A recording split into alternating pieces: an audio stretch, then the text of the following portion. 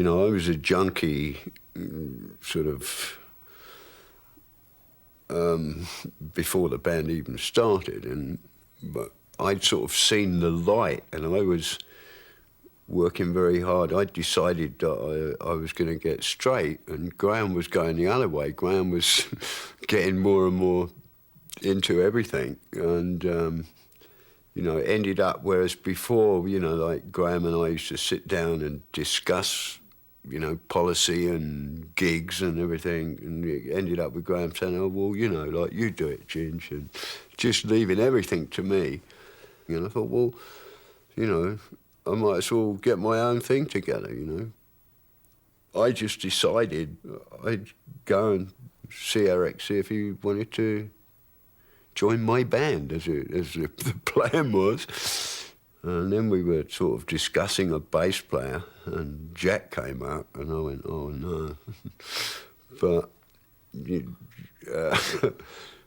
I thought, well, you know, maybe Jack's sort of all right. Ginger drove up in his new Rover, which was very impressive, and asked me, you know, without a knife, if I would like to join this band. So of course I jumped at the chance. I thought I'd missed playing with Ginger, obviously. I'd missed his company as well, in a strange way. And yeah, it sounded like a good idea. There weren't three musicians like us around. You know, that's how the name came about. We considered that we were the Cream. It was a very well-kept secret until it was exposed in the Melody Maker, I think it was, and John Mayall hit the roof. I wasn't totally surprised, but of course it was a setback, but it's one that you have to deal with if you're a band leader. You expect all these things to happen, and you deal with them accordingly. Eric Clapton's departure from the Blues Breakers was shortly followed by that of drummer Hughie Flint. I just wasn't very happy in that band after Eric left anyway. And John just rang me up one day and said, I've got another drummer. And I said, oh, right. And he said, but play on Saturday night, that's your last gig, which happened to be at the Marquee. And he said, I'm afraid things have not been so good the last few weeks, so instead of £25, it's only £20 you're getting in your wages this week. Yeah, actually gave me a £5 short on, instead of a gold watch. Cream was an instant success. I had absolutely no idea that Eric was as popular as he was. You know, I just dug him. I liked him very much as a person, and I really, like, his playing was just very unusual. He had time. And we just took over the Graham Bond circuit, worked with Cream. But whereas we'd had like 800 people with Graham, when we went on the same circuit with Cream, there was 800 people in the gig and another 800 people outside the gig.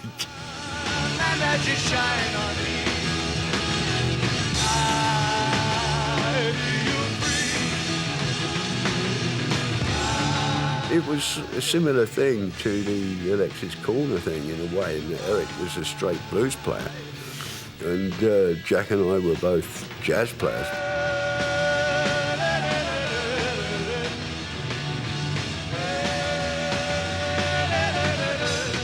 In 1967, Cream went to the United States and quickly became the biggest attraction on the American tour circuit. The Yardbirds too had found their biggest market across the Atlantic, but after several tours, they'd become disillusioned with life on the road.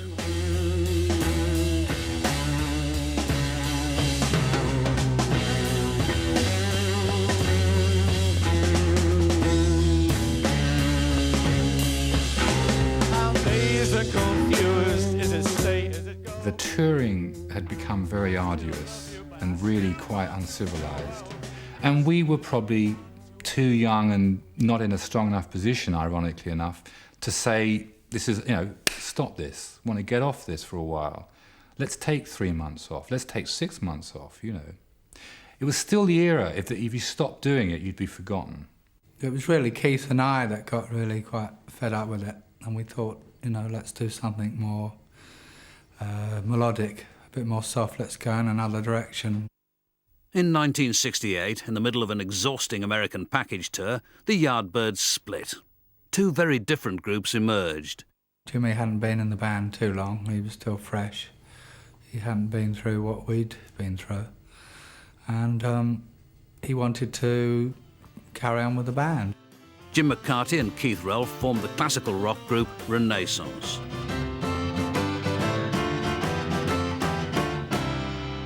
Jimmy Page, with three comparative unknowns, formed what was to become the biggest band in the world, Led Zeppelin. Been dazed and confused for so long, it's not true. Cream, too, had found themselves on a treadmill of constant touring, and the relentless schedule was beginning to take its toll on the band. And the colours of the sea blind your eyes with trembling mermaids, and you touch the distant beaches with tales of brave Ulysses, how his naked ears were... We just worked continually. You know, it was like tour after tour after tour with no real sort of breaks at all. There was no, you know, no holidays.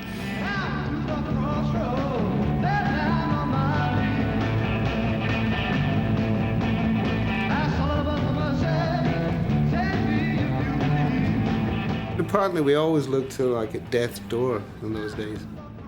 I think a lot of people used to come to see the Cream to see if Ginger would die, you know, like whereas they go to other bands and, you know, because they thought the singer was sexy, they'd come and see us, they'd shout through the window, "You're gonna die tonight, Ginger!" And I'm standing at the crossroads, believe I'm sinking down. We'd like do gigs and we'd be really pissed off with it and go, "That was a really bad gig," and yet there's still like everybody standing on their feet, screaming and waving and shouting. It got to sort of like the Beatles sort of thing where we just had to walk on stage and that was enough, which wasn't for us.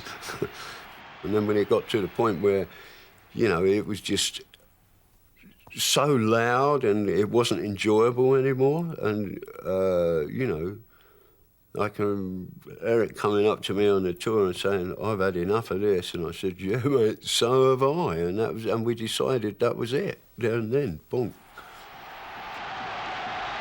In November 1968, Cream played their last ever concert at the Royal Albert Hall in London.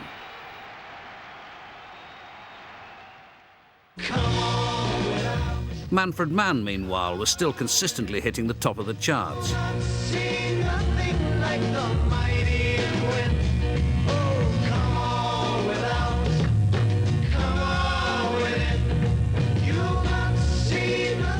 We found ourselves trapped by having so many hits eventually, though, because people would come up and complain if you didn't play one of them. We started doing medleys, which was like the pits, you know, but it was like to get the hits over as quickly as possible so we could get on to playing something that we enjoyed more, or that was a little more challenging. You know, it was only later when there were album sales and people were getting better deals that people began to build much longer-term careers. For us, it was every 3 or 4 months you needed to have another hit record. For the life that you left behind, Mr. Ragamuffin Man. We broke up in 1969. We had a hit in the charts at that point with a song called Mr. Ragamuffin Man. We all hated it. We loathed it. We loathed the song. We hated the version we'd done of it. And we'd actually spent weeks recording it, putting a lot of effort into what we thought was a piece of drivel.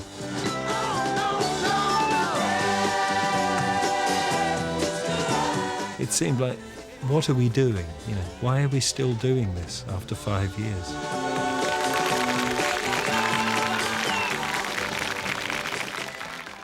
After Cream broke up, Ginger Baker and Eric Clapton formed the first supergroup, Blind Faith, with Stevie Winwood of Traffic and Rick Gretsch of Family. Much hyped, they went straight onto the major tour circuit. Probably, if anybody, I was one of the major people responsible for that, I suppose. You know, I went, yeah, this is going to be bigger than Cream. Let's go for it. I don't think we even thought about like doing smaller things. No, it was let's do the big ones. Blind Faith was ill-starred from the start, and Eric Clapton began to drift away from the band, spending more and more time with the support act on tour. Eric, at this point, had become very enamoured with Delaney and Bonnie, which later became Derek and the Dominoes, and Eric used to go and join them on stage and bang a tambourine and be with them on stage, just because he thought they were a better band than we were, which I thought was extraordinary. I got totally, I got really messed up towards the end of the tour, drug-wise. Something, I think, to do with, I was very hurt by Eric's sort of attitude. So I didn't see anybody or communicate with anybody for 10 weeks after the end of the tour. And when I finally got back to England, the first time I went down to see Stevie, and Stevie told me that, Eric was off with Delaney and Bonnie and he was getting Traffic back together. And that's when I discovered it was no more, sort of thing. Ginger Baker's next venture was another ill-fated supergroup, Ginger Baker's Air Force. The Air Force never took off, and he decided on a radical change of scenery. My marriage was going awfully awry, mainly through my own crazy behaviour. Everything was going awfully wrong, and I was sort of still fighting a losing battle with junk, and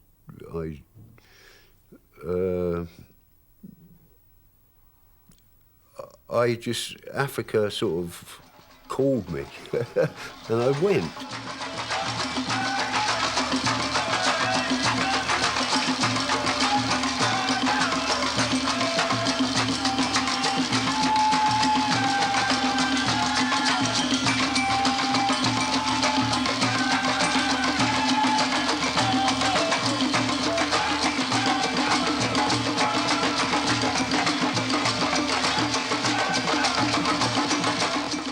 Another member of the now defunct Ginger Baker's Air Force was Graham Bond. After the Air Force folded, he formed a band with Pete Brown. It was to be short-lived. Our manager at the time came into a rehearsal one day and he said, "Here, I've just been down the record shop and in the remainders bin I found one of yours, Graham, next to one of yours, Pete." And we thought, oh, that's it, that's the writing on the wall, Graham Bond, now deeply immersed in the study of magic, was still beset by drug problems. The last gigs we did were really frightening, actually, when he sort of claimed that somebody had made him the chief magician of the British Isles and claimed that he'd invented feedback and just played noise for the whole night. That was the end of it. In 1974, R&B pioneer Graham Bond was killed by a tube train at Finsbury Park Station. It is not known whether he took his own life.